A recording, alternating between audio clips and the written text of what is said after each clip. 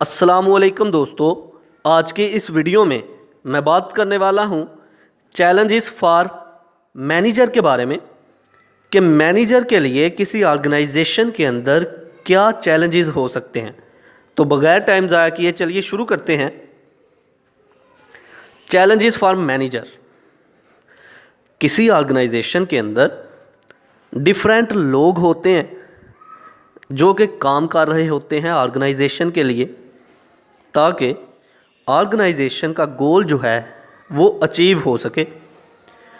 अब उन लोगों को लीड करने वाला जो आदमी होगा उसको हम बोलेंगे मैनेजर। अब मैनेजर की क्या रिस्पॉन्सिबिलिटीज़ हैं, उसके लिए क्या चैलेंजेस हो सकते हैं।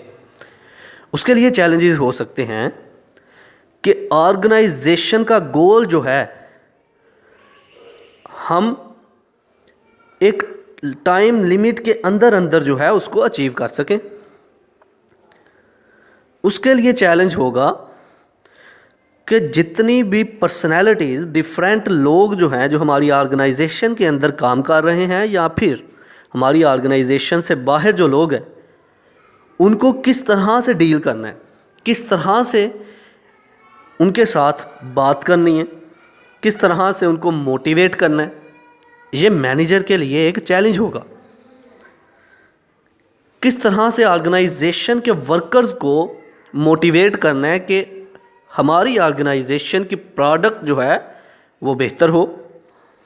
किस तरह उनको इस काम पे लगाना है कि वो अपना काम मुकम्मल ज़िम्मेदारी के साथ करें, वो अपनी रिस्पॉन्सिबिलिटी को समझे। ये सारे के सारे जो चैलेंजेस हैं ये होते हैं मैनेजर के लिए। अब इसको लफ्ज़ी तौर पर पढ़ते हैं। Point number 1, do hard work.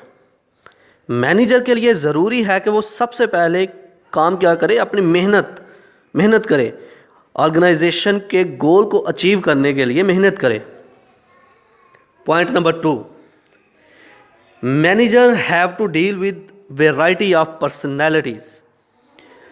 Manager की चैलेंजेस में एक फेज़ ये भी आता है कि मैनेजर ने डिफरेंट पर्सनैलिटीज़ को डील करना होता है, उनसे बात करनी होती है, उनको अपनी प्रोडक्ट के बारे में बताना होता है, किस तरह से हमारी प्रोडक्ट जो है आगे सेल होगी, ये सब कुछ।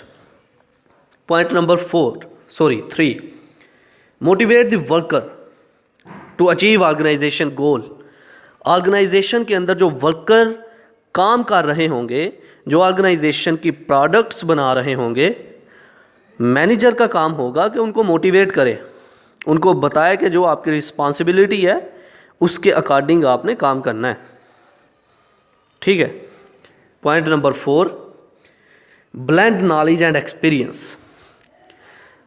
मैनेजर के लिए ये भी है, अगर किसी ऑर्गेनाइजेशन के अंदर किसी मैनेजर को सिलेक्ट करना है तो इसके लिए ज़रूरी है कि उस मैनेजर के पास बहुत ज़्यादा नॉलेज हो, उसके पास एक्सपीरियंस होना चाहिए किसी काम का। मैनेजर होना, इससे मुराद ये है कि मैनेजर को काफ़ी ज़्यादा एक्सपीरियंस होना चाहिए। जो काम उसे असाइन किया जा रहा है उसके बारे में उसे स्किल होने चाहिए।